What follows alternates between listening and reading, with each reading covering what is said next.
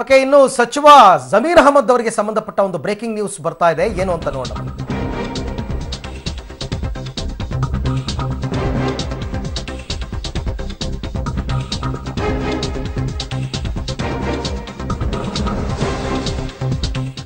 ನಮ್ಮ ಪಕ್ಷಕ್ಕೆ ಬನ್ನಿ 50 ಕೋಟಿ ಕೊಡ್ತೀವಿ, ನಮ್ಮ ಪಕ್ಷಕ್ಕೆ ಬನ್ನಿ ನಿಮ್ಮನ್ನ ಮಿನಿಸ್ಟರ್ ಮಾಡ್ತೀವಿ, ಹೀಗಂತ ಬಿಜೆಪಿಯವರು ಆಫರ್ ಕೊಡ್ತಾ ಇದ್ದಾರಂತೆ. ಹೀಗಂತ ನಿನ್ನೆಯ CLP ಮೀಟಿಂಗ್ ನಲ್ಲಿ ಕಾಂಗ್ರೆಸ್ ಶಾಸಕರು ಅಳಲನ್ನ ತೋಡ್ಕೊಂಡ್ರು. ಹೀಗಾಗಿಯೇ ನಮ್ಮ ಶಾಸಕರನ್ನ ರೆಸಾರ್ಟ್ಗೆ ಕರ್ಕೊಂಡು ಹೋಗಿದ್ದೀವಿ ನಾವು ಅಂತ ಜಮೀರ್ ಅಹಮದ್ ಅವರು ಹೇಳಿದ್ದಾರೆ. ನಾವು ಯಾರಿಗೂ ಭಯ ಬಿದ್ದು ಹೋಗಿಲ್ಲ ಅಂತ ಬೇರೆ ಹೇಳ್ತಾರೆ.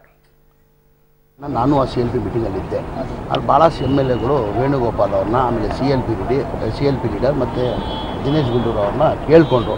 ಸರ್, ನಮ್ಮ ಸಮಸ್ಯೆ ಯಾರು ಕೇಳೋರಿಲ್ಲ, ದಯಮಾಡಿ ನಮ್ಮ ಸಮಸ್ಯೆ ಕೇಳಿ, ನಮ್ಮ ಕಾನ್ಸ್ಟಿಟ್ಯೂನ್ಸಿಯಲ್ಲಿ ನಮ್ಮ ಇದರಲ್ಲಿ ಭಾಳ ಸಮಸ್ಯೆ ಇದೆ, ಯಾರೂ ಕೇಳೋರಿಲ್ಲ ಅನ್ನೋದಕ್ಕೆ ಆ ಹಿನ್ನೆಲೆ ಇನ್ನೊಂದು ಕಾರಣ.